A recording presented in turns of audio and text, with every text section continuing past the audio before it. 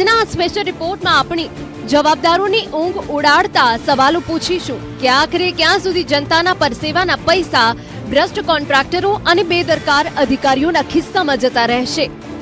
ગુજરાતમાં ખાડા રાજ, તંત્રની લાપરવાહી, 24 કલાકમાં ડામર ગાયબ, ચમત્કાર કે પછી નવી ટેકનોલોજી?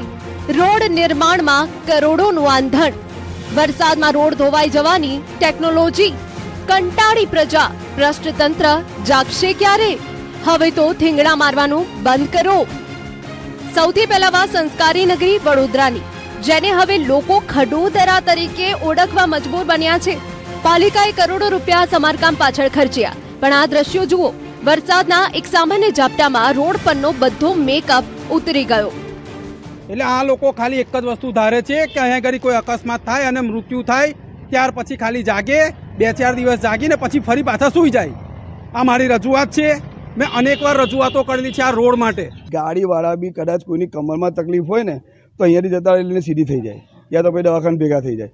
એટલી ખરાબ હાલતમાં છે ને વારંવાર રજૂઆત કરીએ છીએ. બ્લેડ મારી ને ઉપરનું લાલી મેકઅપ કરીને જતા રહે છે. વિપક્ષે સીધો આરોપ લગાવ્યો છે કે અધિકારીઓ અને કોન્ટ્રાક્ટરોની મિલીભગતથી જનતાના પૈસા લૂંટાઈ રહ્યા છે. અને મેં સાંભળ્યું છે તો આપણા મેયર એવું કે અમારું મટીરિયલ ફેલ ગયું, તો આ શરમજનક બાબત કહેવાય. કેમ કે તમને આટલી આવડત ના હોય કે એક રોડ બનાવવામાં કયું મટીરિયલ જાય, કેટલા ટાઈમ સુધી ટકે. હવે જે કોન્ટ્રાક્ટ આપ્યો છે તે કોન્ટ્રાક્ટના પૈસા ગયા, હવે નવું કોન્ટ્રાક્ટ આપશે, નવા કોન્ટ્રાક્ટમાં જે પૈસા આપશે તે પણ ધોવાણ થશે. તો આ સૌથી મોટો ભ્રષ્ટાચાર છે. તો બીજી તરફ મેયર ગીતા બહેન મકવાણાએ જૂના મટીરિયલની નિષ્ફળતા સ્વીકારી છે. હવે કેમિકલ અને આધુનિક ટેકનોલોજીથી કામ કરવાની ખાતરી આપી છે. ડિપાર્ટમેન્ટ તથા હવે તો કોન્ટ્રાક્ટરને બી અમે જાહેર કર્યું છે, એટલે બંને ભેગા થઈને આ કામગીરી થશે. એટલે લગભગ થોડા દિવસોમાં ખાડાનું કામ પણ પૂર્ણ રીતે કરવામાં આવશે. નકલી મટીરિયલ વાપરતા કોન્ટ્રાક્ટરો અને કમિશનખોર બાબુઓ સામે કડક કાયદાકીય કાર્યવાહી ક્યારે, એ પણ મોટો સવાલ છે. જે હાઈવે પર સુરક્ષા નથી, તૂટેલા ડિવાઈડર છે અને ખાડા છે, ત્યાં ટોલ ટેક્સ લેવાનો પણ શું મતલબ છે? ભ્રષ્ટાચારના જીવલેણ ખાડા, અમદાવાદ એસજી હાઈવે પર ખાડા રાજ. હવે વાત રાજ્યના સૌથી મોટા આર્થિક કેન્દ્ર અમદાવાદની, જ્યાં રોજે રોજ લાખો વાહનો દોડે છે. તેવા એસજી હાઈવેની હાલત પણ બદતર દેખાઈ રહી છે. રોડની સ્થિતિની વાત કરીએ તો આ દ્રશ્યો જ ભ્રષ્ટાચારની ચાડી ખાઈ રહ્યા છે. ગોતા પાસે એસજી હાઈવે પર મસમોટા ખાડા પડી ગયા છે. મારે પ્રતિ દિવસ મારે છોકરાઓને એસજીબી સ્કૂલમાં મૂકવા આવવાનું હોય છે દિવસમાં, અને આજ ઓફિસ ટાઈમિંગ હોય છે. પ્રતિ દિવસ ખાડા હોય છે, આવવા જવાની બહુ તકલીફ હોય છે. પુષ્કળ છોકરાઓને હોય છે. મારે પોતાને બેક પેન થયું છે, અસહ્ય દુખાવો થાય છે, રાત્રે સૂઈ શકાતું નથી. એટલા બધા બિસ્માર હાથમાં ખાડા પડેલા છે. જનતાની મુશ્કેલી વરસાદમાં અને વરસાદ પછી અનહદ વધી ગઈ છે. હાઈવે પરથી પસાર થતા વાહન ચાલકો કમરના દુખાવા અને જીવના જોખમ વચ્ચે પસાર થવા લાચાર બન્યા છે. તંત્રની લાપરવાહી કહો કે પછી કોન્ટ્રાક્ટરનો ભ્રષ્ટાચાર, વરસાદે વિરામ લીધા બાદ પણ હાઈવે ઓથોરિટી કે સ્થાનિક તંત્ર સમારકામમાં ઘોર ઉદાસીનતા દાખવી રહ્યું છે.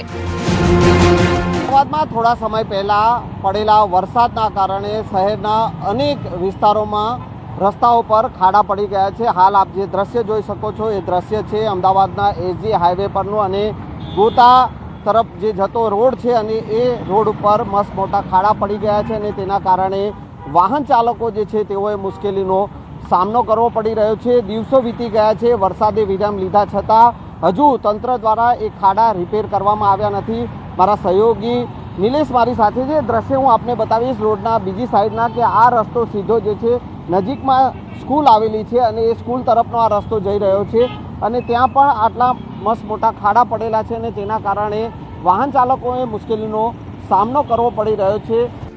મહેસાણા બાયપાસ પર અકસ્માતનો ખતરો. ઉત્તર ગુજરાતના વેપારી મથક મહેસાણામાં બાયપાસ જ મુસીબત બની ગયો છે. વધારે કંઈ જ નથી કહેવું. આ દ્રશ્યો તમે જોઈ લો. મોઢેરા ચોકડી બાયપાસથી પાલાવાસણ તરફ જતા રસ્તા પર 1 ફૂટ ઊંડા અને લાંબા ખાડા પડી ગયા છે. શું છે સ્થાનિકોની વ્યથા અને માંગ, આવો સાંભળીએ. છેલ્લા ઘણા ટાઈમથી આ ખાડા છે, અને ખાડા એવા છે કે ગાડી જો લઈને આવીએ તો ગાડી આખી લચક મારે છે. જો સસ્પેન્શન સારા ના હોય તો તમારા કમરના સસ્પેન્શન આમાં જતા રહે, ઇઝીલી જતા રહે. બાઇક લઈને અહીંયા ખાડામાં જો એવું આવી જાય ને ટાયર, સીધું કમરને અસર થઈ જાય. પડી જવાનું તો ફૂલ ગેરંટી હોય. તમે જોઈ શકો છો અહીંયા મોટો રોડ આવેલો છે, છતાં પણ જે વાહન ચાલકો હોય છે સાઈડમાંથી જવા માટે મજબૂર બન્યા છે, કેમ કે અહીંયા વચ્ચે વચ્ચ મોટા જે ખાડા હોય છે તે જોવા મળી રહ્યા છે. ચોક્કસથી આ જે રસ્તો છે તે બિસ્માર મળતા જે લોકો હોય છે તે વાહન ચાલકો હોય છે હેરાન પરેશાન થયા છે. તેમની માંગ છે કે જે આ જે રોડ છે, જે સર્વિસ રોડ છે, તે જેમાં હજારોની સંખ્યામાં રોજ અવર જવર કરે છે, તેની યોગ્ય સમારકામ કરવામાં આવે, જેથી કરી તેમને જે મુશ્કેલી હોય છે તે મુશ્કેલીનો સામનો કરવાનો વારો ના આવે. જેતપુર સોમનાથ હાઈવે પર મોતની સવારી, નિષ્ફળતા ઢાંકવા ઓથોરિટીની છટકબારી.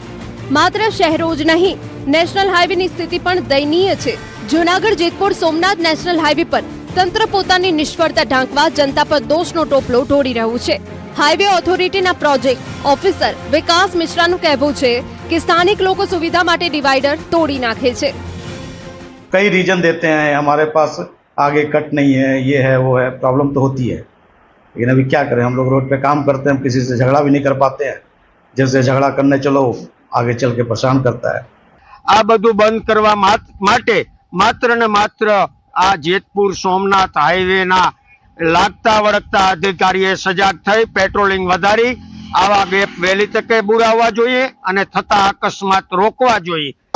નેશનલ હાઈવે ઓથોરિટી વાળાએ જરાક કાયદેસરની કાર્યવાહી કરવી જોઈએ અને જ્યાં જ્યાં ડિવાઈડર તોડવામાં આવ્યા છે એને તાત્કાલિક અસરથી બંધ કરવા જોઈએ. જો વારંવાર ડિવાઈડર તૂટતા હોય તો કાયમ ફેન્સિંગ કે બેરિકેડિંગ કેમ નહીં લગાવતા, એ પણ પ્રશ્ન થાય. શું ટોલ વસૂલતા તંત્રની સુરક્ષા અંગે કોઈ જવાબદારી નથી? રાજ્ય સરકાર માત્ર આશ્વાસનો આપવાનું બંધ કરે અને આ અંગે કડક પગલાં ભરે. જે કોન્ટ્રાક્ટરો રોડ બનાવે તેના માટે ઓછામાં ઓછા 3 થી 5 વર્ષની ડિફેક્ટ લાયબિલિટી ફરજિયાત કરવામાં આવે. નબળું કામ કરનાર એજન્સીઓને કાયમી ધોરણે બ્લેકલિસ્ટેડ કરવામાં આવે. હવે જોવાનું એ રહેશે કે આ અહેવાલ બાદ સત્તાધીશો જાગે છે કે પછી જનતા આ મોતના ખાડાની પારાવાર મુશ્કેલીઓનો સામનો કરતી રહેશે. Special report news 18 Gujarati.